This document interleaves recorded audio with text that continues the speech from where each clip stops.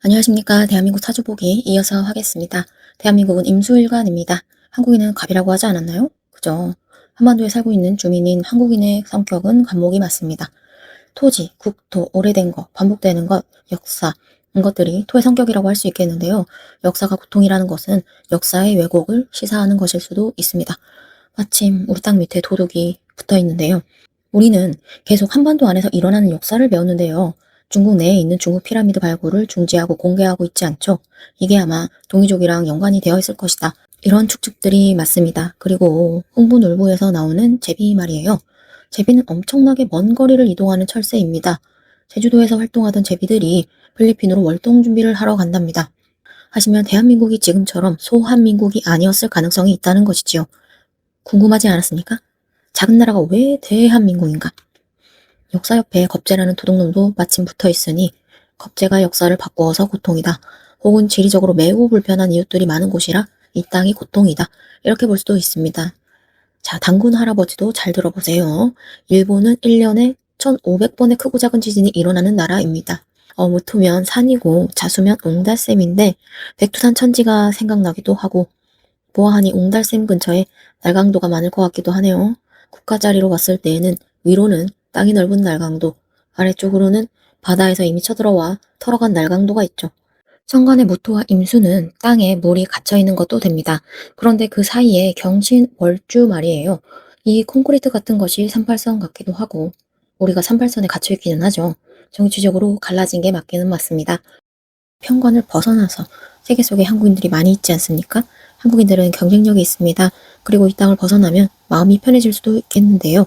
우리나라 지지의 지장간을 보시면 편관이 참 많은데 이 자수가 천간으로 올라가면 개수, 눈치입니다. 외국으로 나가면 우리는 누구의 체면이나 눈치도 보지 않죠. 한국에서 살기 힘들다는 게 편인이라는 거예요. 불평과 불만이 있죠. 앉을 곳이 있어서 앉아있기는 하는데 가시방석이라는 겁니다. 다른 나라들이 봤을 때는 분명히 너는 잘 먹고 잘 살고 앉아있는데 고통스럽다는 겁니다. 이 고통들을 깔고 앉아있으니 한국인들의 무의식에 스트레스가 이렇게 많다는 겁니다. 이 임자 말이에요. 이기려고 하는 양인이잖아요. 자수가 겁재면 앉아서 공부하는 공부 경쟁심이거든요. 근데 이게 신자, 신자진사막. 이 가시방석에서 초년, 청년, 중년까지 경쟁을 하는 거죠. 노년에 은퇴해야 끝날 수 있는, 사실은 그냥 이기려고 하는 거지 공부에는 관심이 없는 반쪽짜리 경쟁일 수도 있습니다. 편의는 이겨도 걱정이고 행복하지도 않습니다. 대학교에 합격해도 취업 걱정, 성공해도 노후 걱정, 집을 사도 빚갚을 걱정, 우울한 나라인 거죠. 나라 꼴은 이래도 우리를 좋게 보는 나라들도 많습니다. 이쯤에서 우리나라 인덕을 볼까요? 양양양, 양양양, 8명 중에 2명은 귀인이고 나머지는 도둑이다. 그리고 나 또한 도둑놈 같다. 이렇게 한국이 관계적으로 복이 많은 나라는 아니라는 겁니다. 어차피 대한민국이 양인이면 자수성가를 해야죠. 누구 도움받아서 일어서면 추후에 부작용이 나타납니다. 이 귀인 둘은 나보다 확실히 급이 낮은 을이거나 똑똑한 놈, 근데 똑똑한 나라는 가까이 두기가 싫다. 이렇게 대한민국의 심리를 보면 될까요? 혹은 보고 배우되 멀리 해야 된다. 라는 뜻도 내포될 수 있습니다. 이 자수가 사실은 우리나라 8개 글자에서 가장 센 글자인데 왕지의 글자라서 그렇습니다. 삼합의 가운데 글자죠. 신이 와서 밥을 차리고 자가 와서 밥을 먹고 진이 밥을 치우는 그런 관계입니다. 그러니까 겁대들과 딜을 하면 우리나라는 필시 불리할 거라는 말입니다. 이 신자가 똑똑한 합인데 겁재니까 우리나라 학구열이 우리의 발목을 붙잡을 수 있다는 말입니다. 한 사람이 평생 벌 수 있는 돈은 한정이 돼 있는데 그런데 우리는 아이들이 어릴 때부터 얼마나 많은 돈을 교육을 위해서 투자합니까? 대학교에 들어가기까지 그리고 대학교 학비까지 드는 인풋 대비 아웃풋은 너무 적다는 것을 아실 겁니다. 인풋이 클수록 우리의 행복은 달아난다는 것을 우리는 이제 깨달아야 됩니다.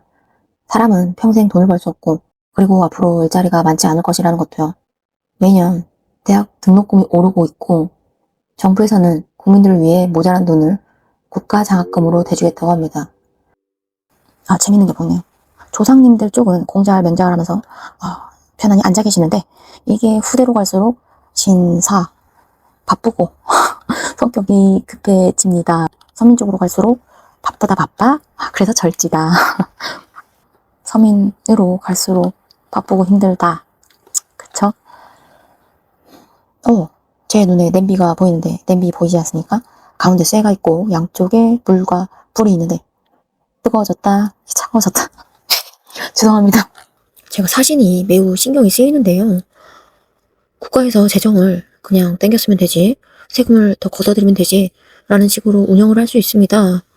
사신운 자체가 위법을 하는 운이라서 그런 추측이 되는데요.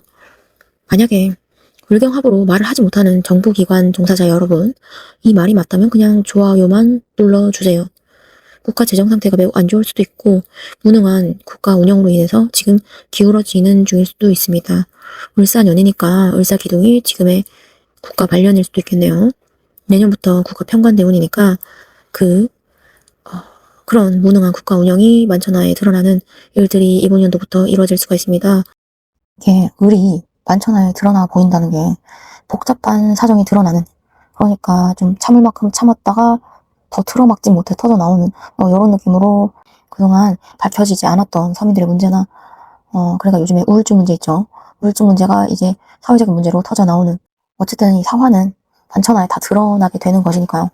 을이라는 글자 말이에요. 지지로 내려면 묘목인데 이 글자가 좀 목욕지라는 굉장히 불완전한 그런 상태거든요. 우리나라가 그런 상태라면 누군가 지켜봐줘야 되는, 누군가 보호해줘야 되는, 우리도 힘든데 다른 나라를 좀 상관해줘야 되는 그런 해가 될 수도 있습니다. 이 사화 안에 경금이 들어가 있거든요.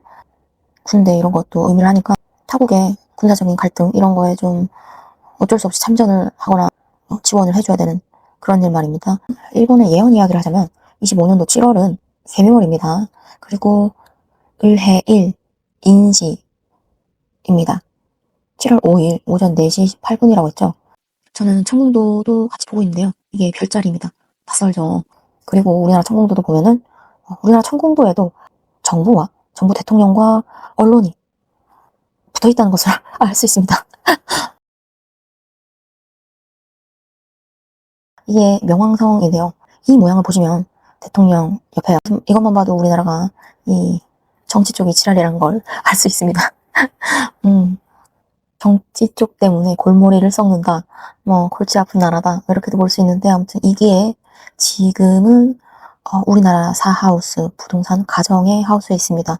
이 명왕성이 죽음과 재생의 별이란 말입니다. 이게 부동산 가정의 하우스에 있으면은 우리나라 부동산이 변경될 수도 있음, 우리나라 국경이 또 변화될 수도 있음을 의미할 수도 있고, 아무튼 우리나라 땅에 와 있다는 것은 좀 지진이나 불안정은 예고가 되어 있는 듯 하고요. 사실 5년 안에 해수면 상승이 많이 이루어질 예정인데, 그리고 일본에서 커다란 지진 나면은 우리나라 바닷가도 좀 안심하실 수 없겠죠. 7월 개미월이요. 미토는 개수를 임묘합니다.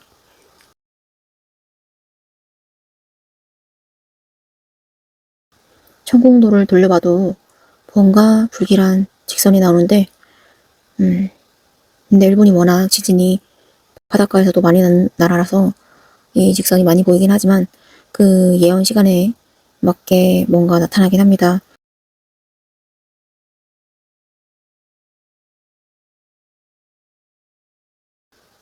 그런데요, 그 7월에 태양이 불안한 점도 있습니다. 지구의 자기장에 영향이 오는데 그때 전기도 잘 되지 않고 아마 그 영향 때문에 지구의 멘틀에도 영향을 주어서 지진이 일어난다는 가설도 있습니다.